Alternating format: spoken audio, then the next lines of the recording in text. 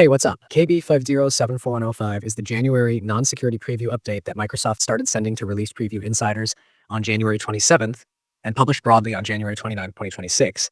And it's listed as a preview cumulative update that improves functionality, performance, and reliability for Windows 11 versions 24H2 and 25H2. Let's start with the headline features because they're the reason a lot of folks are opening settings and checking Windows Update. One of the biggest user-facing additions is an expansion of cross-device resume for Android apps, essentially allowing certain Android experiences to resume on your PC from the taskbar, so you can pick up media playback, browsing, or even documents that were opened on your phone.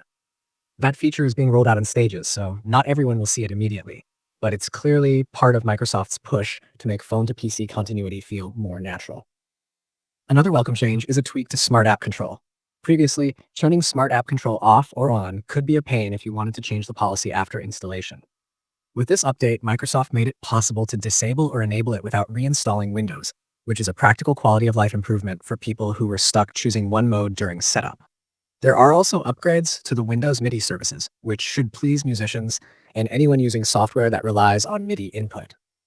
And Windows Hello's enhanced sign-in security now adds support for peripheral fingerprint sensors, so more biometric hardware will work properly with the enhanced sign-in experience. Under the surface, this update includes a long list of smaller but meaningful fixes across components like Start, File Explorer, the lock screen, Windows Update, desktop icons, activation, kiosk mode, and various input-related issues. These are the kinds of changes that don't always get a lot of attention, but have a real impact on everyday use, making the system feel more stable and consistent. It also addresses performance hiccups and compatibility problems that some users have been dealing with since earlier builds.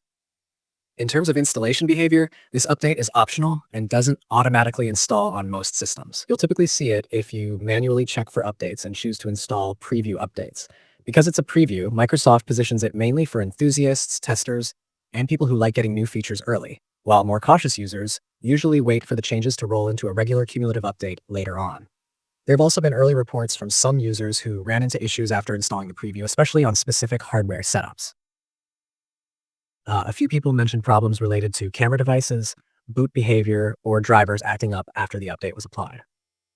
These reports don't seem widespread, but they're a reminder that preview updates can sometimes introduce new problems, even as they fix old ones. Microsoft generally addresses these through follow-up fixes or by folding corrections into later updates. For people interested in productivity improvements, the cross-device resume feature is a clear sign of where Windows is heading. Being able to move more seamlessly between your phone and your PC may not sound dramatic at first, but over time, those little conveniences can really add up, especially if you regularly jump between devices during the day. The MIDI improvements and expanded biometric support might feel niche, but for the users who rely on those features, they can make a noticeable difference. On the enterprise and managed device side, the update includes fixes related to kiosk mode, system activation, and policy handling, which should help IT administrators maintain more reliable deployments. There are also improvements to the Windows Update process itself, aiming to make future updates install more smoothly and reduce failures during installation. Overall, KB5074105 is a fairly substantial preview update that mixes visible new features with a wide range of behind-the-scenes fixes. It gives a good preview of what Microsoft plans to stabilize and deliver more broadly in upcoming updates.